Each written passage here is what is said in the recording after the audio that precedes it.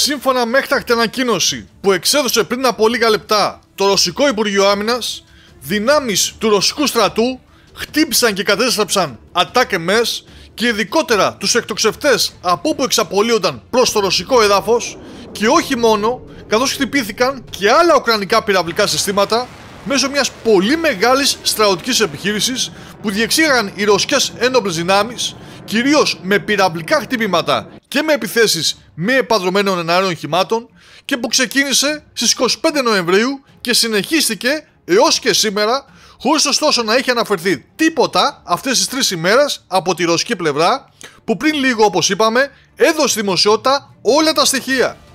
Αναλυτικότερα λοιπόν, η ρωσική απάντηση για τις ουκρανικές επιθέσεις με ατάκεμες ξεκίνησε στις 25 Νοεμβρίου με πυράβλους Ισκαντέρ που εκτοξεύτηκαν προς την περιοχή του Σούμι και κατέστρεψαν 5 εκτοξευτές πολλαπλών συστημάτων πυράβλων εκτόξευσης, από όπου εξαπολύονταν οι πύραυλοι ατάκεμες, συμπεριλαμβανομένων ακόμα 2 εκτοξευτών με MLRS και ενός δικού τους οχήματος μεταφοράς στην περιοχή του οικισμού το Κάρι, καθώς επίσης και 3 εκτοξευτές HIMARS στην περιοχή του οικισμού Μάλι Μπόμπρικ, 20 χιλιόμετρα νοτιοανατολικά του Σούμι, όπως και έως 30 ειδικούς από τα πληρώματα μάχης αυτών των εκτοξευτών.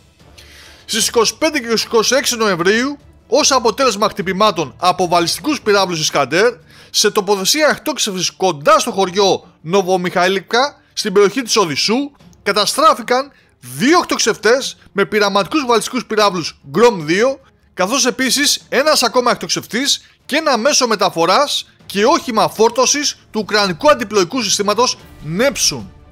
Επιπλέον, πραγματοποιήθηκαν χτυπήματα στα σημεία ανάπτυξης ειδικών συμπεριλαμβανομένων και ξένων που διασφαλίζουν τη χρήση μάχης και συντήρηση δυτικών οπλικών συστημάτων μεγάλης εμβέλειας.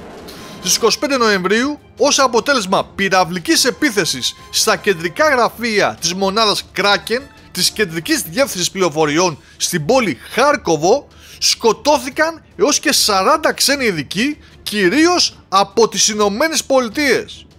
Επιπλέον, πραγματοποιήθηκε ένα χτύπημα πυράβλων Ισκαντέρ σε προσωρινό σημείο ανάπτυξης του αποσπάσματος του Κέντρου Ειδικών Επιχειρήσεων των Ουκρανικών Ενόπλων Δυνάμεων στην Οδυσσό, που σκότωσε 72 μέλη πληρωμάτων μάχης που έλεγχαν μη επαδρομένα θαλάσσια drones, συμπεριλαμβανομένων 9 Γάλλων εκπαιδευτών και τεχνικών ειδικών. Το πρωί της 28 Νοεμβρίου πραγματοποιήθηκε συνδυασμένο χτύπημα στις εγκαταστάσεις της Ουκρανικής Αμυντικής Βιομηχανίας και στην ενεργειακή υποδομή που διασφαλίζει τη λειτουργία τους.